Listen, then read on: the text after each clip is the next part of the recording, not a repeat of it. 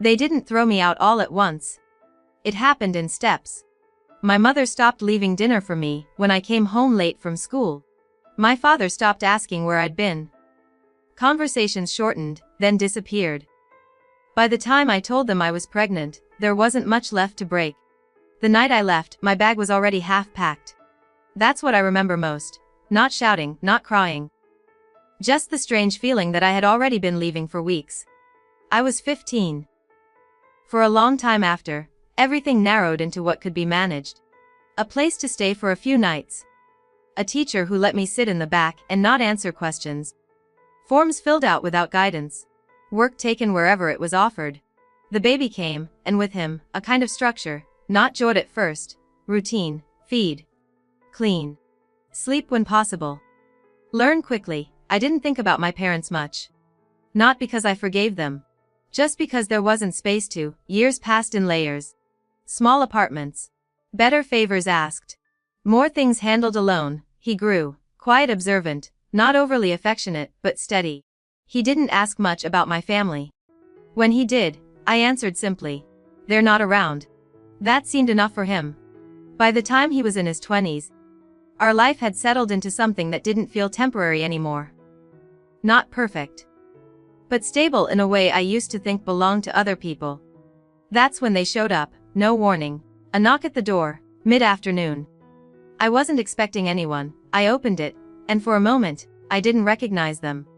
Not because they had changed so much, but because I had stopped placing them anywhere in my present. My mother smiled first. Careful, practiced. We heard you have a son, she said. Not hello, not how are you. My father stood slightly behind her. As if the doorway required permission he wasn't ready to ask for. We want to meet our grandson, he added. The word felt misplaced. I stepped aside after a moment, not out of warmth. Just curiosity, maybe. Or a need to see how far this would go. They walked in slowly, taking in the room. The furniture. The photographs. The signs of a life they hadn't witnessed. My mother paused near a frame on the shelf, him at graduation. Cap slightly crooked. Expression unreadable. That's him?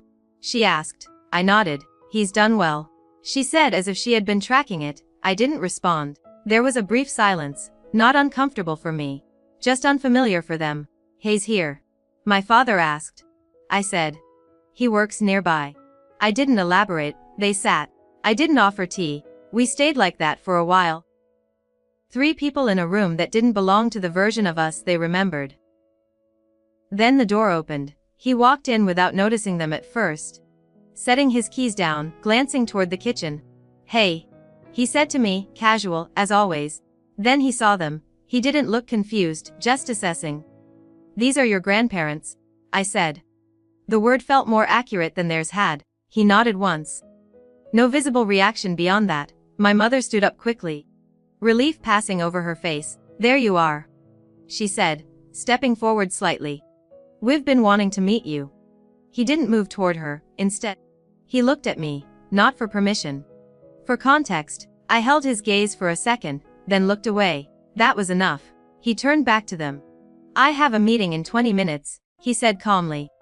I just stopped by to grab something. My father shifted. We won't take long, he said, trying to sound accommodating. My son picked up a folder from the table.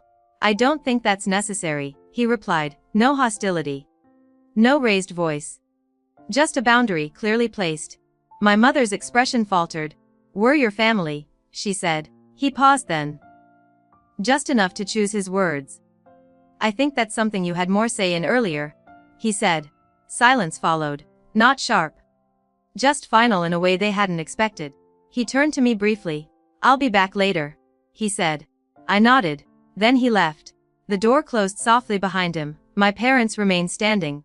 Something had shifted, not dramatically, not loudly, but unmistakably. They looked at me differently now, not with guilt, not exactly. With the realization that whatever they had come for was not waiting for them. We didn't know, my mother said quietly. It sounded like an explanation, or maybe a defense. I considered that, then nodded once. I know. That was true. They didn't stay much longer. There wasn't anything left to organize into conversation. At the door, my father hesitated. We'd like to try, he said. I believed him. In the way people believe things when they arrive too late to change them. I didn't say yes, I didn't say no. After they left, the apartment felt the same as it had before they arrived.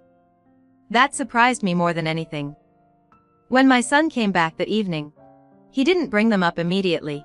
We ate. Talked about ordinary things.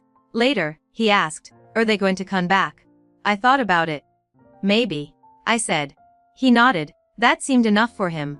It was, I realized, enough for me too. Not resolution, but something close to balance. Held carefully, without reaching too far in either direction.